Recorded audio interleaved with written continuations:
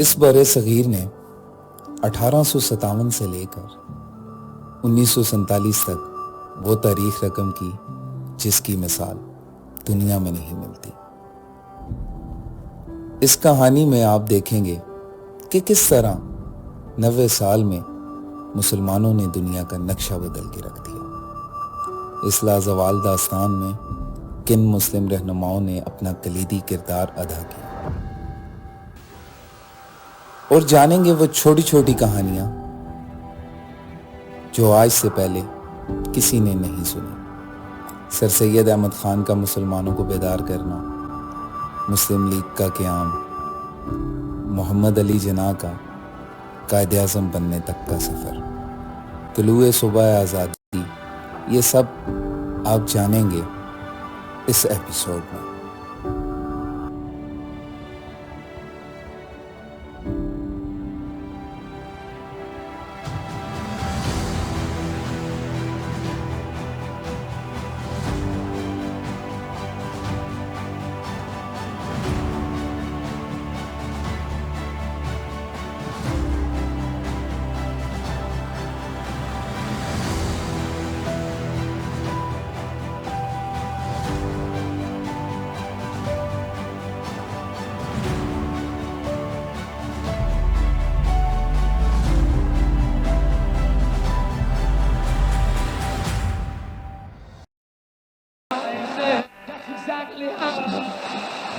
Schon gar nicht bei Schrift.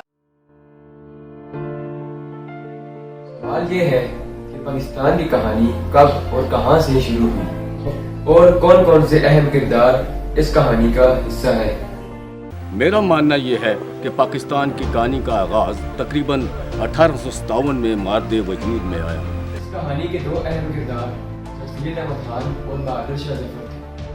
But before moving forward, I will tell you the most important part of the story, the last British Empire. 1857 کے بعد برطانیہ کی حکومت نے براہ راست کنٹرول سنبھال لیا تھا۔ ہندوستان میں جو بغاوت ہوئی تھی اس کا آغاز فوج سے ہوا۔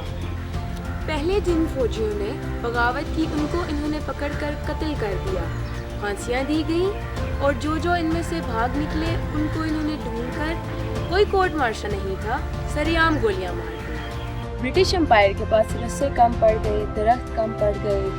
اس وقت کی ایسی پینٹنگز موجود ہیں جن سے صاف ظاہر ہوتا ہے کہ کوئی ایسی جگہ نہیں تھی جہاں پر لاشیں پڑی ہوئی نہ ہوں۔ انگریز چاہتے تھے کہ دہشت پھیلے اور ان کے خلاف کوئی آواز نہ اٹھا سکے۔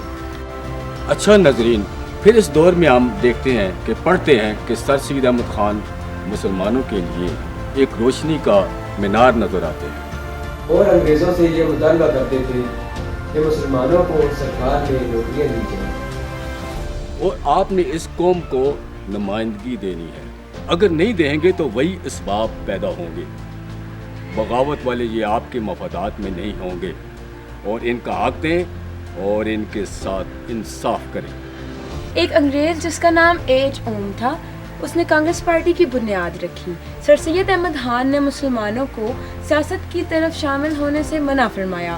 انڈین نیشنل کانگریس ہندوستان کی تمام کمیونٹیز کے مسائل کو حل نہیں کر پا رہی تھی، اس لیے سر سید احمد خان چاہتے تھے کہ مسلمان اپنی تمام توجہ تعلیم کی طرف لگائیں۔ اس لیے سر سید احمد خان نے مسلمانوں کے لیے سائنٹیفک سوسائٹی کی بنیاد رکھی، جس کا مقصد یہ تھا کہ مسلمانوں کو جو مغرب کی طرف ریسرچز یا میگزینز اور رسالے وغیرہ نشر ہوتے ہیں ان کو اردو میں ٹرانسلیٹ کر کے فراہم کیا جائے۔ Now I understand why Sir Syed Ahmad Khan didn't want to Muslim come into politics, because he wanted them to learn the rule of the game.